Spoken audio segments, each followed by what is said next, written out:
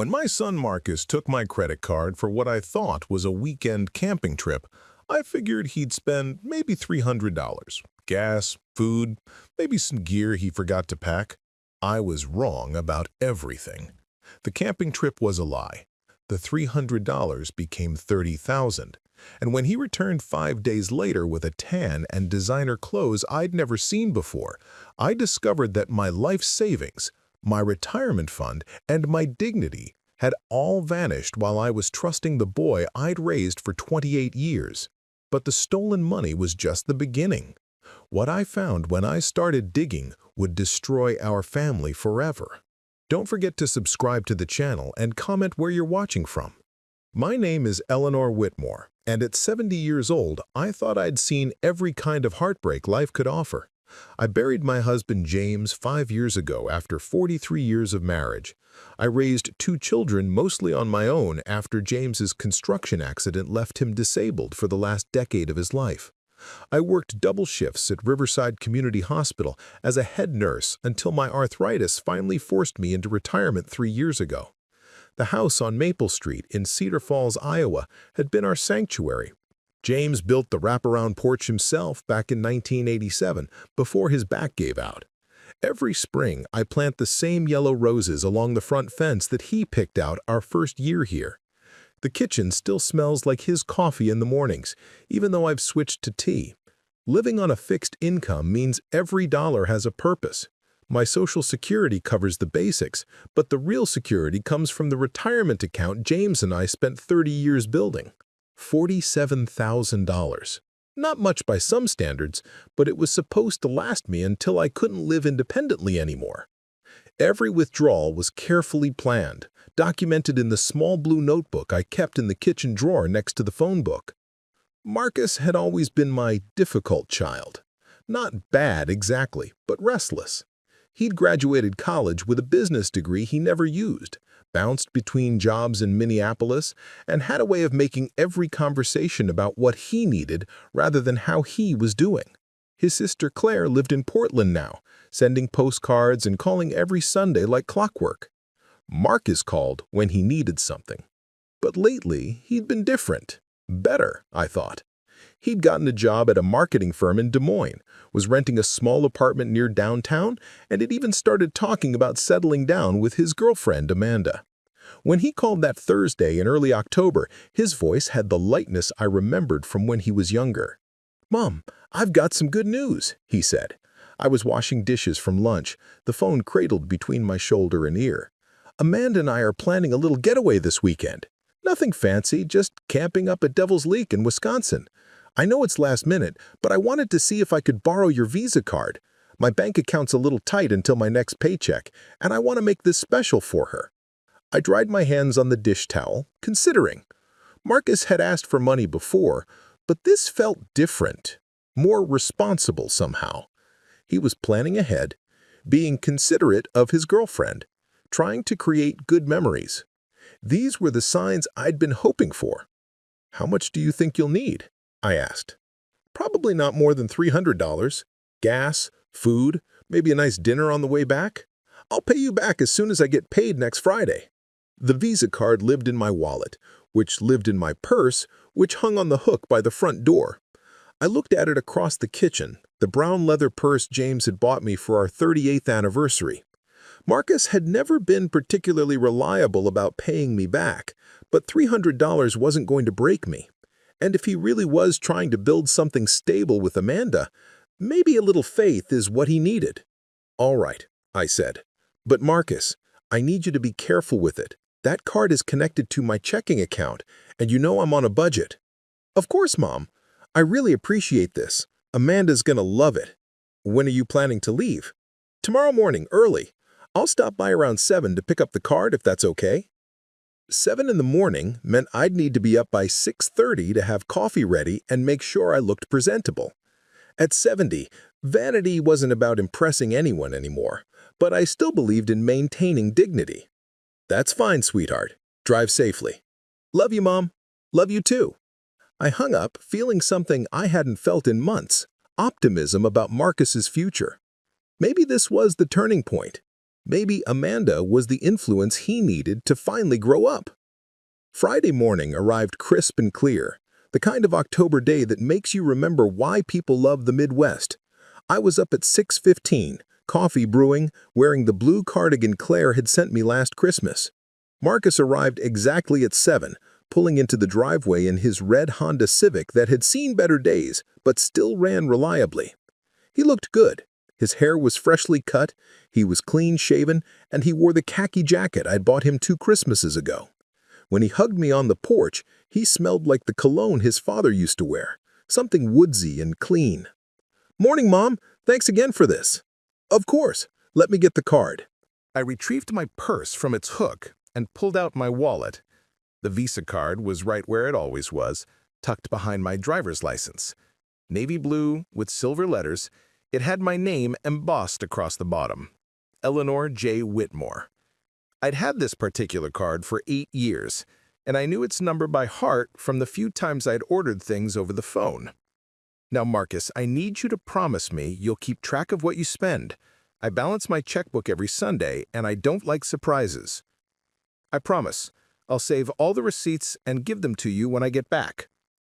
He took the card and slipped it into his wallet with the casual confidence of someone who'd handled credit cards his entire adult life.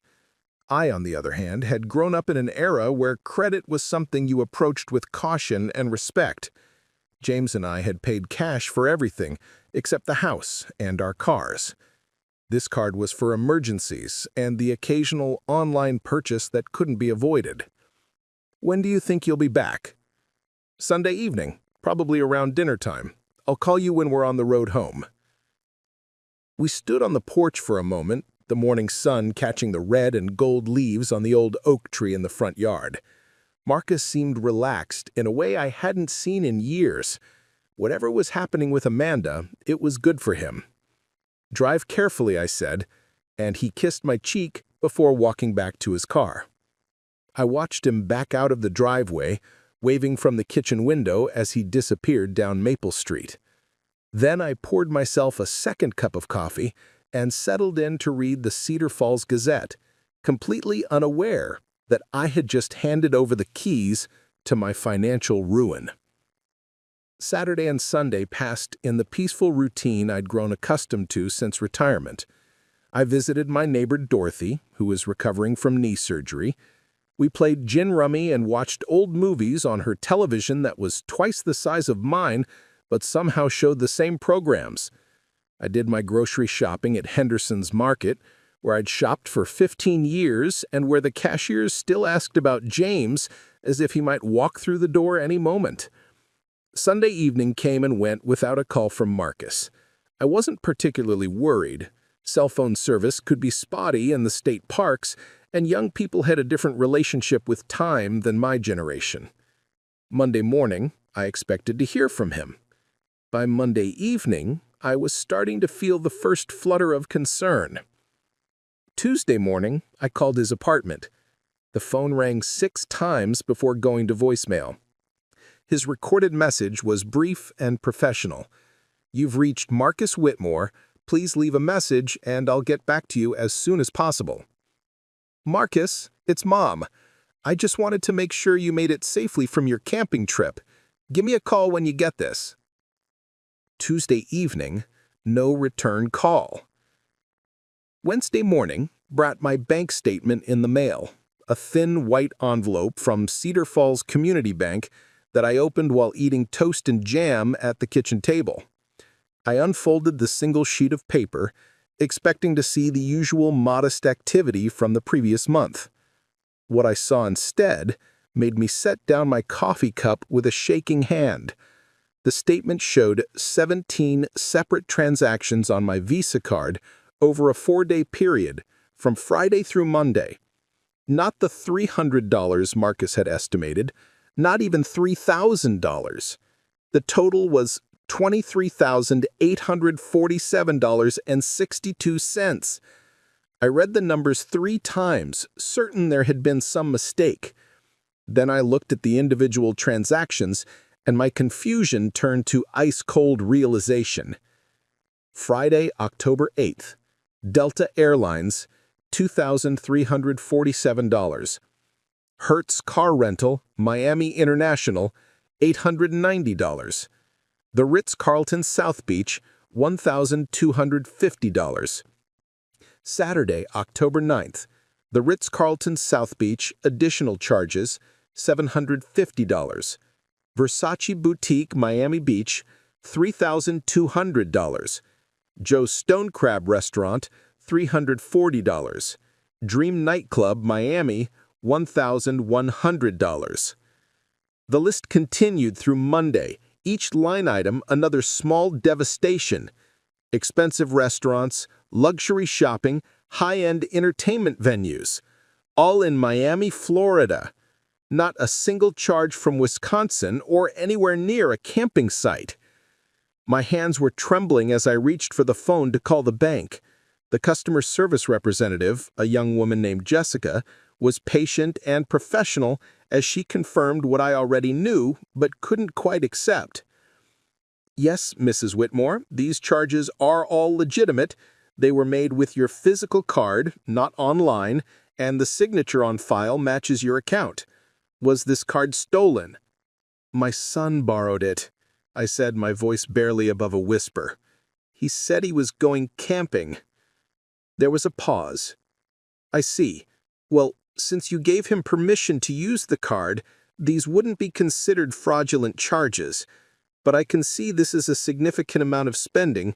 Would you like to put a hold on the card to prevent further charges? Yes. Yes, please do that immediately.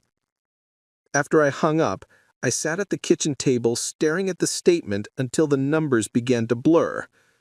$23,000.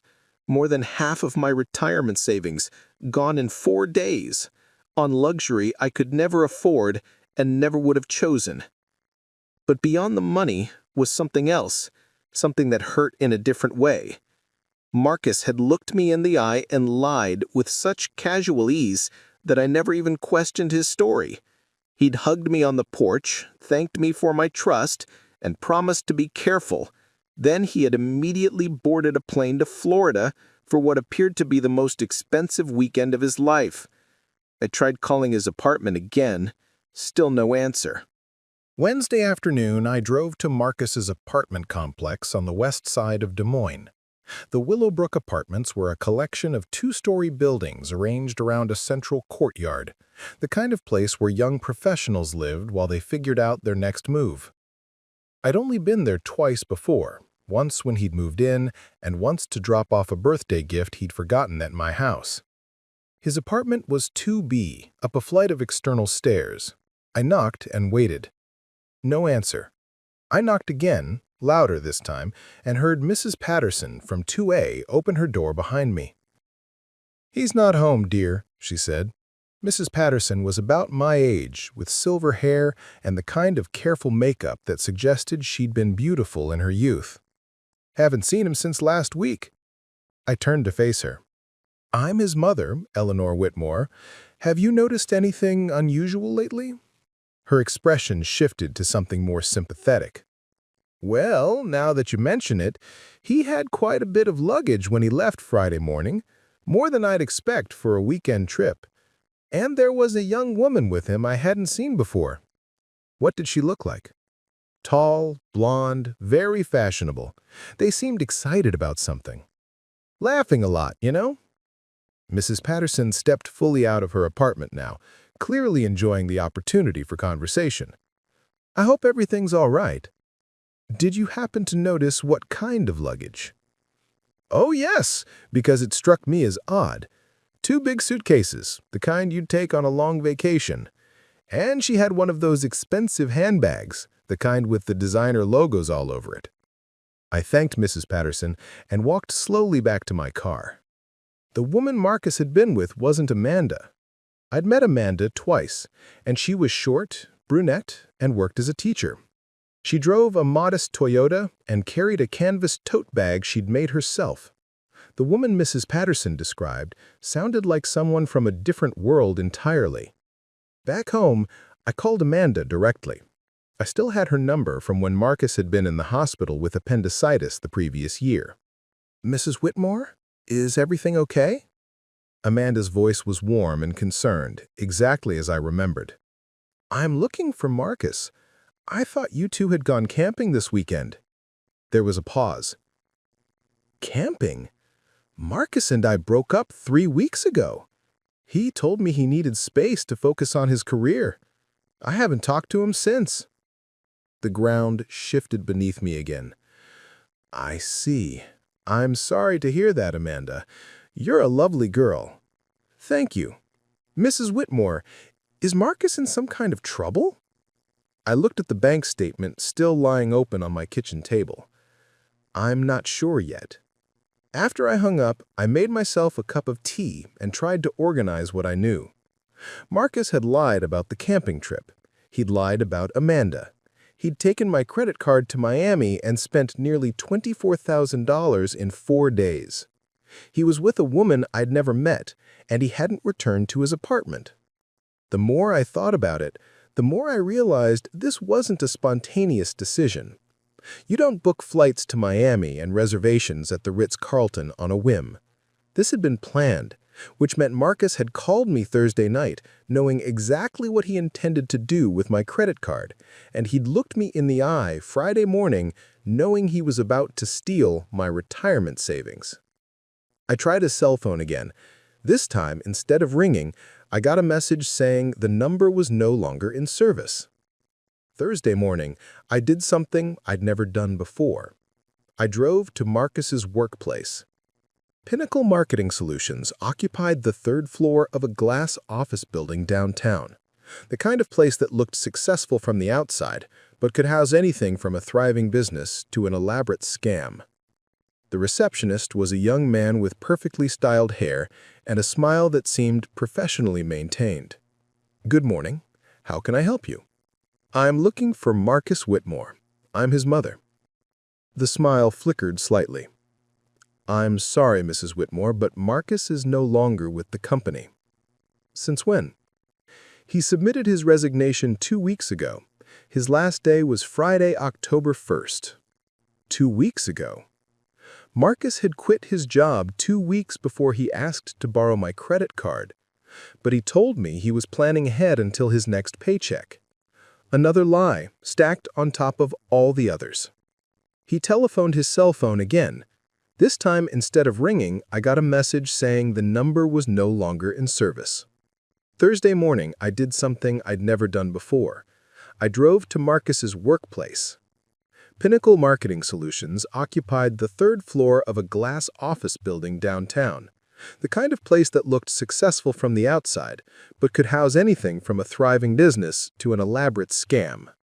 The receptionist was a young man with perfectly styled hair and a smile that seemed professionally maintained.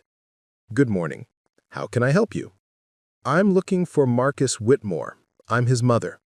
The smile flickered slightly. "I'm sorry, Mrs. Whitmore, but Marcus is no longer with the company." "Since when?" "He submitted his resignation 2 weeks ago. His last day was Friday, October 1st. 2 weeks ago. Marcus had quit his job 2 weeks before he asked to borrow my credit card, but he told me he was planning ahead until his next paycheck. Another lie stacked on top of all the others." "Did he say why he was leaving?" The young man looked uncomfortable. "I'm not really supposed to discuss former employees, but since you're his mother, he said he had an opportunity that was too good to pass up, something about travel and a new business venture." I thanked him and left, feeling hollow. In the elevator down to the parking garage, I stared at my reflection in the polished metal doors. I looked like what I was, a 70-year-old woman who'd been played for a fool by her own son. But I also looked like something else. I looked angry. Back home, I called the credit card company again and asked to speak to someone in their fraud department. This time, I was connected to a man named David Chen, who spoke with the authority of someone who'd seen every kind of financial betrayal imaginable. "Mrs. Whitmore, I've reviewed your account. You're right that these charges are unusual for your typical spending pattern. However, since you voluntarily gave the card to your son, our options are limited. The best I can do is flag your account for monitoring and make sure no new cards are issued without your explicit approval. What about the charges themselves? Can they be reversed? Only if you're willing to file a police report for theft and fraud. But I have to warn you, pressing charges against a family member can complicate things legally and personally. After I hung up, I sat in the living room where James and I used to watch the evening news together. His chair was still positioned at the same angle, facing the television, as if he might walk in at any moment and ask what he'd missed. I could almost hear his voice. "Ellie, that boy's been walking all over you since he was 16. Sometimes you have to show people there are consequences." James had never been harsh with the children, but he'd been clear about boundaries. When Marcus was in high school and had borrowed James's truck without permission, James had made him walk to school for 2 weeks. "Actions have consequences," he'd said. "That's how people learn." But this wasn't a borrowed truck. This was my financial security, my independence, my ability to take care of myself as I aged. Marcus hadn't just taken money.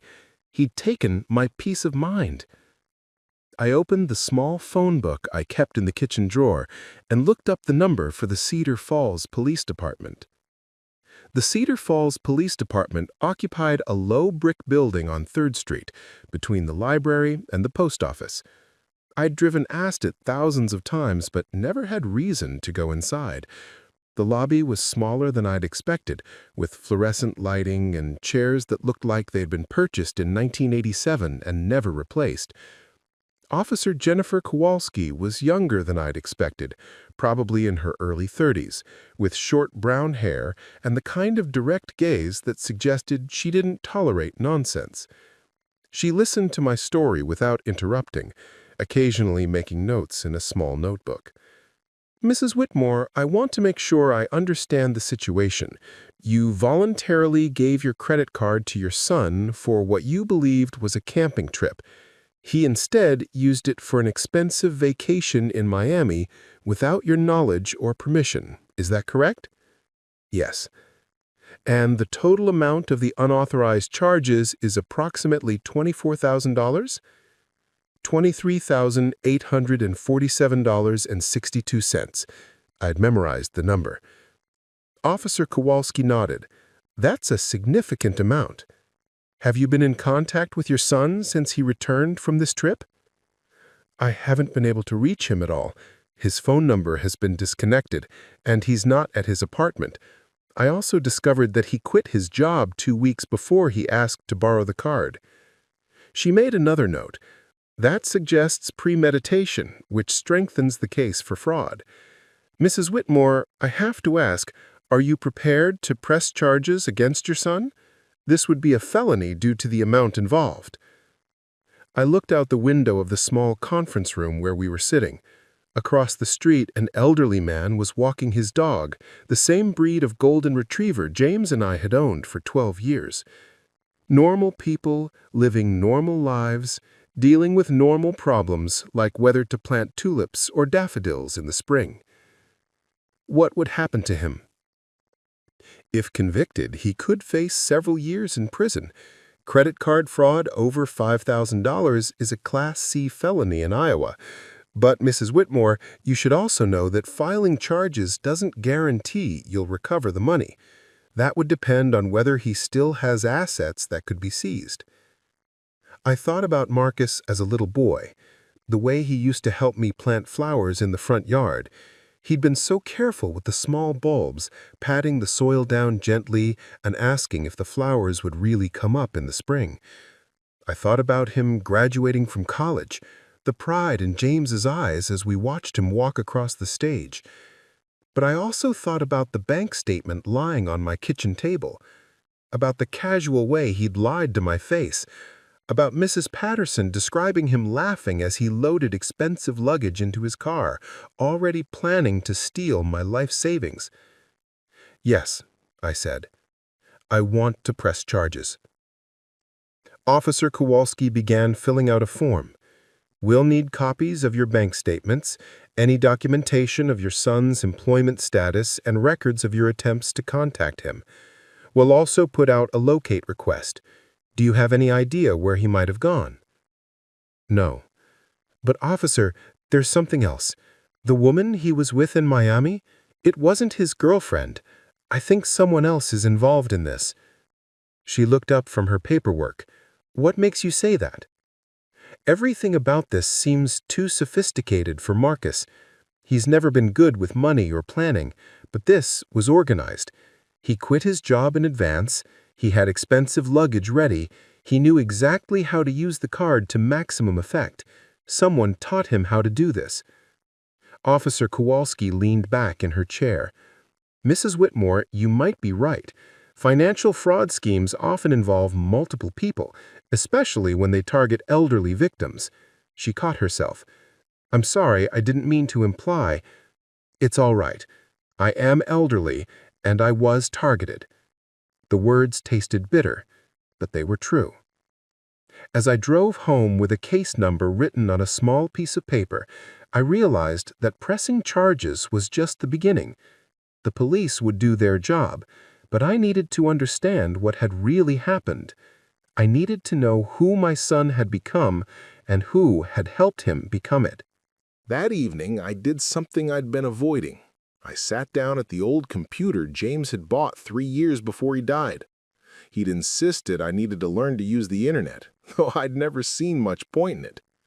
Now, faced with the task of investigating my own son, I was grateful for his persistence. The computer took several minutes to start up, making sounds like an old car engine on a cold morning.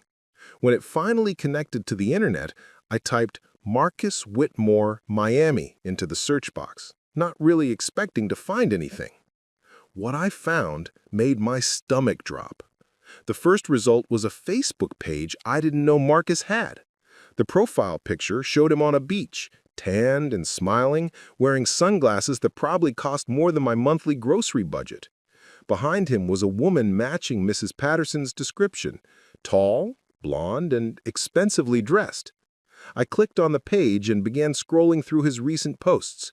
Photos from Miami Beach, the Ritz-Carlton lobby, expensive restaurants. Each image was tagged with the woman's name, Savannah Pierce. In the photos, they looked like a wealthy young couple on vacation, not like a man stealing from his elderly mother. The comments under the photos were equally disturbing. Friends congratulating Marcus on his success and asking about his new business venture. Marcus responding with vague references to investment opportunities and finally making it big. I clicked on Savannah Pierce's profile, which was public. Her page was a carefully curated collection of luxury lifestyle photos, designer clothes, expensive cars, high-end restaurants. Her listed occupation was investment consultant, and her location was Miami Beach, Florida. But what caught my attention was a photo from 3 months ago. Savannah at what appeared to be a seminar or conference, standing next to a banner that read, "Financial Independence Through Strategic Investment." In the background, I could see other young, attractive people in expensive clothes, all smiling with the confidence of people who believed they were about to become very rich. I spent the next 2 hours going through both profiles, taking notes in the small spiral notebook I used for grocery lists. What I found painted a picture of a sophisticated operation targeting vulnerable people through their family relationships. Savannah's friends list included dozens of young men and women who all seemed to follow the same pattern: expensive lifestyles, vague job descriptions, and recent photos from luxury vacations. Many of their posts referenced mentorship and life-changing opportunities. The more I researched, the more convinced I became that Marcus hadn't thought of this scheme on his own. He'd been recruited, trained, and directed by people who made a living exploiting family relationships for financial gain. Friday afternoon, while I was printing out screenshots of Marcus's Facebook posts, my phone rang. The caller ID showed a number I didn't recognize, but something made me answer. "Mrs. Whitmore?" The voice was female, young and nervous. "Yes?"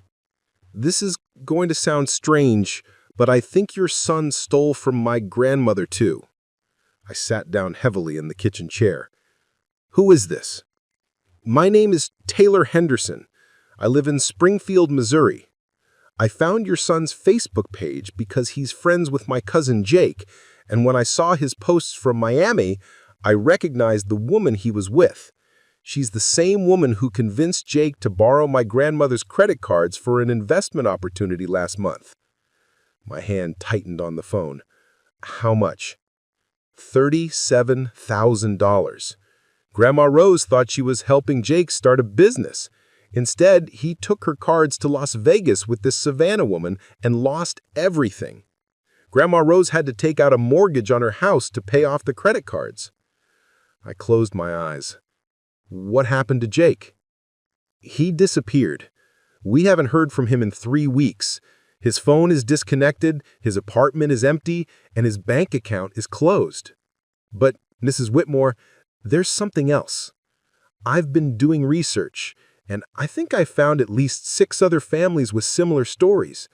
All young men, all with older relatives who trusted them, all involving this Savannah Pierce woman. Are you in contact with these other families? Some of them. There's a woman in Kansas City whose nephew took $40,000 from her retirement account, another in Omaha whose grandson emptied her savings account. They all followed the same pattern, quit their jobs, ask for money or credit cards for a business opportunity, disappear with someone matching Savannah's description. I thought about Officer Kowalski's words about elderly victims being targeted by sophisticated fraud schemes. Taylor, have you contacted the police? Yes, but they keep saying it's a family matter because the victims voluntarily gave access to their accounts. They won't investigate unless multiple jurisdictions work together, and that takes time we don't have. What do you mean? I think they're still recruiting people. Jake's Facebook posts make it look like he's living this amazing, successful life in Miami. Other young people see that and want the same thing. They're using our stolen money to recruit more victims. After I hung up, I sat in the kitchen as the afternoon light faded outside. The scope of what Marcus had gotten involved in was much larger than I had imagined.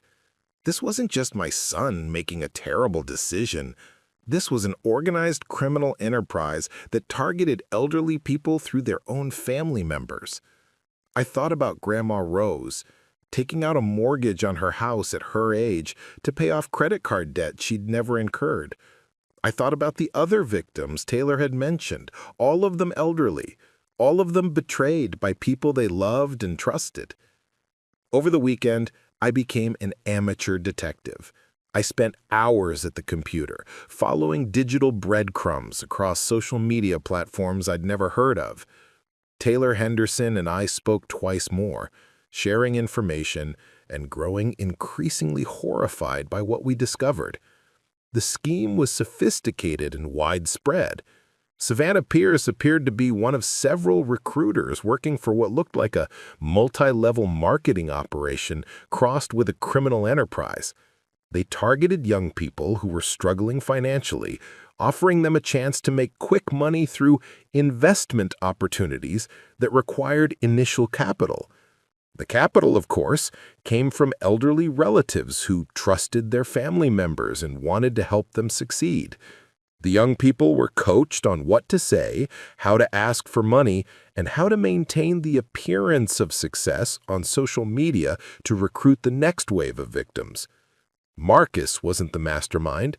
He was a victim too, in a way. But that didn't change the fact that he'd chosen to betray me rather than find a legitimate solution to his financial problems. Sunday evening, Officer Kowalski called with an update. Mrs. Whitmore, we've made contact with police departments in Missouri, Kansas, and Nebraska. It appears your son is part of a larger fraud ring that's been operating across multiple states. The FBI is now involved, and they'd like to speak with you. The FBI? When financial crimes cross state lines and involve organized criminal activity, it becomes a federal matter. Agent Sarah Martinez will be in touch with you tomorrow to set up an interview." After I hung up, I walked out to the front porch and sat in the swing James had built. The October air was crisp, carrying the smell of wood smoke from someone's fireplace. This was the time of year I usually felt most content, surrounded by the changing leaves and the promise of quiet winter evenings. Instead, I felt like a stranger in my own life. The woman who'd raised 2 children and nursed a husband through illness and worked 40 years at the hospital, that woman would never have imagined herself at the center of a federal fraud investigation. But here I was, and I was discovering that betrayal doesn't just hurt, it transforms you. I was angrier than I'd ever been, but I was also more determined. Marcus had chosen his path, and now I was choosing mine. Monday morning, Special Agent Sarah Martinez arrived at my house in an unmarked sedan that looked exactly like what you'd expect an FBI agent to drive. She was a woman in her early 40s with dark hair pulled back in a professional bun and the kind of handshake that conveyed both competence and sympathy. We sat at my kitchen table, the same place where I first opened the devastating bank statement 5 days earlier. Agent Martinez had a file folder thick with documents and a digital recorder that she placed between us with my permission. "Mrs. Whitmore, I want you to know that your son appears to be involved in what we call a family fraud network. These operations specifically target elderly victims through their own family members, exploiting trust and family bonds to steal money." "How many people are involved?" "We're still investigating, but we believe this particular network has victimized at least 23 families across 7 states in the past 6 months. The total amount stolen exceeds $400,000. I felt dizzy. 400,000? Your son's case is actually one of the smaller thefts. We've documented instances where victims lost their entire life savings, sometimes over $100,000. Agent Martinez opened her file and showed me photographs I recognized: Savannah Pierce, Marcus, and several other young people I'd seen on social media. But there were also photos of older people I didn't recognize, all well-dressed and professional-looking. The operation is run by a group based in Miami. They recruit young people who are in debt or struggling financially, offer them a chance to make quick money, and then train them to target their own family members. The recruits are given scripts, taught how to ask for money convincingly, and promised a percentage of whatever they steal. What percentage? Usually around 20%. The rest goes to the organization to fund their operations and recruit more victims. I did the math in my head. Marcus had stolen nearly $24,000 from me and had probably received less than $5,000 for doing it. He'd destroyed our relationship and committed federal crimes for what amounted to pocket change for the people running the scheme. "Mrs. Whitmore, we need your help to build a case against the entire network. Your son is small-time compared to the people running this operation, but his cooperation could help us shut them down." "Has he been arrested?" "Not yet. We're still locating him. But when we do, we'll offer him a choice: cooperate with our investigation and face reduced charges, or go to trial for the full charges and likely spend significant time in federal prison." Agent Martinez leaned forward slightly. "I have to ask, if your son were willing to cooperate, would you be willing to work with us to help bring down the people who recruited him?" I thought about Grandma Rose mortgaging her house. I thought about the 23 families who'd been victimized, all of them betrayed by people they loved. I thought about Taylor Henderson and the other relatives who were trying to pick up the pieces of their family's shattered trust. "Yes," I said, "I'll do whatever it takes." "Good, because I think your son is going to need all the help he can get. These people don't treat their failed recruits kindly, and Marcus has become a liability now that law enforcement is involved." As Agent Martinez packed up her files, she handed me a business card and a small device about the size of a cell phone. "If your son contacts you, press this button immediately. It will alert our field office and we can trace the call. Mrs. Whitmore, I need you to understand that your son may not be calling to apologize. He may be calling because he's been instructed to get more money from you or to convince you not to cooperate with our investigation." After she left, I sat in the quiet house and tried to process everything I'd learned. Marcus wasn't just a son who'd made a terrible mistake. He was a federal criminal involved in an organized operation that had victimized dozens of families. The boy I'd raised, the young man I'd loved and worried about and hoped for, had become someone I didn't recognize. But somewhere in that realization was also a strange kind of relief. This wasn't my fault. I hadn't failed as a mother. Marcus had been recruited by professionals who made a living exploiting family relationships. I was a victim, not an enabler. That evening, as I prepared for bed, I checked the locks on all the doors and windows. Agent Martinez had been clear. These people protected their operation aggressively, and families who cooperated with law enforcement sometimes faced intimidation or worse. But I wasn't afraid. For the first time in my life, I had a purpose that felt bigger than my own hurt feelings. I was going to help bring down the people who had turned my son into a criminal and who were still out there targeting other families, other grandmothers who loved their grandchildren enough to trust them with everything they had. I placed the FBI tracking device on my nightstand next to the phone, within easy reach. If Marcus called, I would be ready. And if he didn't, I would still be ready for whatever came next. Tuesday morning brought a phone call that would change everything. I was making coffee, still in my robe, when the phone rang at 7:23 a.m. The caller ID showed unknown number, but something in my chest told me to answer. "Mom?" Marcus's voice was barely recognizable. He sounded exhausted, scared, and younger than he had in years. My hand immediately went to the FBI device, but I didn't press it yet. Agent Martinez had told me to let him talk first, to gather as much information as possible. "Marcus, where are you?" "I'm in trouble, Mom. Real trouble. I need help." "What kind of trouble?" I kept my voice steady, though my heart was racing. "The people I was working with, they're not who I thought they were. They took everything, Mom. All the money, my car, everything. They left me here with nothing." "Where is here?" "Miami. A motel in a bad part of town. Mom, I made a terrible mistake. I know what I did to you was wrong, but I thought I was finally going to make something of myself." Despite everything, despite the federal investigation and the 23 other families and the $400,000 in stolen money, I felt my maternal instincts kick in. This was my son, and he was scared. "Marcus, are you hurt?" "No, but Mom, they want me to call you. They want me to ask for more money from you.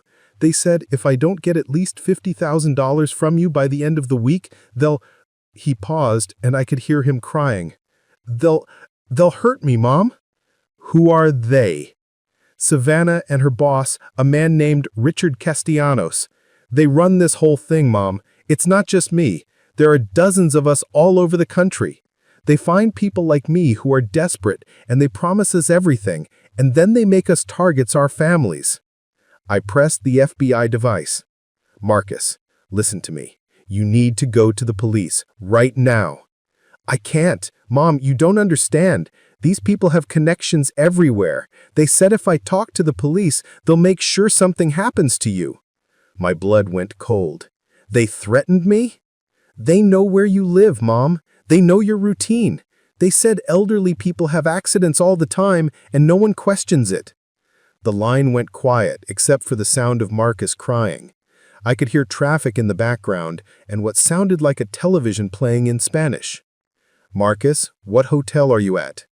"The Sunrise Motel on Northwest 7th Street, room 47. Mom, I'm so sorry. I never meant for any of this to happen. I just wanted to finally make successful at something." "I know, sweetheart. I know. Can you help me? I know I don't deserve it, but I don't know who else to call." I looked out the kitchen window at the peaceful street where I'd lived for 33 years. Mrs. Patterson from next door was walking her small dog. The mailman was making his rounds. Everything looked normal, safe, predictable. But according to my son, dangerous people knew my address and my daily routine. "Marcus, I'm going to help you, but not the way you think. I'm going to help you do the right thing." "What do you mean?" He called. He's at the Sunrise Motel on Northwest 7th Street in Miami. Room 47. Agent Martinez. They threatened to hurt me if he doesn't get them $50,000 by the end of the week. We'll have agents there within the hour. Mrs. Whitmore, you did exactly the right thing. But now I need you to pack a bag. We're going to move you to a safe location until we can assess the threat level. You think they'll really come after me? I think these people are desperate, and desperate criminals make dangerous decisions. Better safe than sorry. An hour later, I was sitting in an unmarked FBI vehicle with Agent Martinez and another agent named David Park, driving toward a safe house on the outskirts of Cedar Falls. In my overnight bag, I'd packed the essentials: medications, a change of clothes, and the small framed photo of James that usually sat on my nightstand. As we drove past the downtown area where I'd lived my entire adult life, Agent Martinez filled me in on what would happen next. "Our Miami field office will pick up your son within the hour. He'll be arrested, but we'll immediately offer him a cooperation agreement.